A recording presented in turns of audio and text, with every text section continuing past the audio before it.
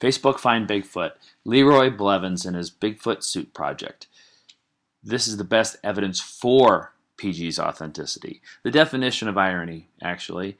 This is one of our favorite characters in the Bigfoot world. Leroy Blevins is an ardent skeptic. He believes the Patterson Gimlin film was a fake. He spends 10 years trying to make a suit to copy PG, but the devil is in the details. His suit is very good, but it's 1/100th of the way there. Here's a muscle test for his Bigfoot suit. It's so ridiculous that Leroy Blevins actually proves that PG is real, yet he doesn't even see it. He's so pleased with his work, but because he can't copy the soft tissue, the bones, the fat, the muscle, just as you can't put a bear suit on a lion and make it look like a real bear. Check this out. Okay, here he is. He's going back and forth, and he's practicing his flexing, this and that. Look at that. The puny little arms are short, and there's no ridge line on the back. You can see it's uniform. There's no complex skin or hair. There's no soft tissue. You can see where the top and the bottom meet. There's no bare spots. There's no way you're going to be able to see the muscles moving, like in the leg, for example. You know where the IT band is. Oh, he's moving his feet a little bit. Okay, to compare that to one of the farther frames where you can see, you know, the actual hips, and you can see the ridge line, everything from there.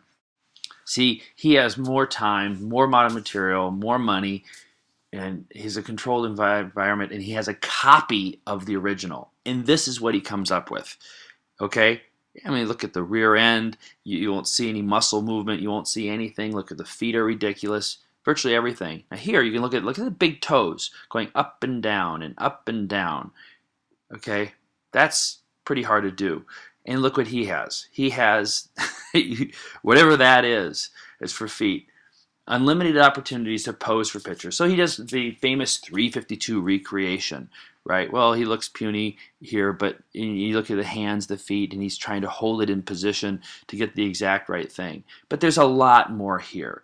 And if you look at these cyberchrome of prints, so you have the perfect foot on the left, and then you have block foot, and you have the toes up, and you see both legs are bent, and then you have the long back step here. You see the nice long arm, you see the sheen and how the hair works in different ways. You can see the muscles flexing, and then you see the coned head, you see the brow ridge, the human face, the hooded nose. You see the IT band rupture, you'll see the famous 352. You'll see now the arm bends and it moves. So hey, you know, because that's a very long arm. And then you have this, okay? In a controlled environment, working at it, as opposed to in Bluff Creek, California, 1967. There are really two choices. You can believe these knuckleheads here did it with this ridiculous suit, which clearly could not replicate it, right? Or you can believe that the Patterson Gimlin film and the 40,000 reported sightings and the footprints and the tracks and the howls and the whoops are real, okay? Because nature will be whatever it needs to be to survive. Conclusions. It's easy to be a skeptic because you start with the premise that I am smart. There is great satisfaction in disbelieving. That's why it's so difficult to learn.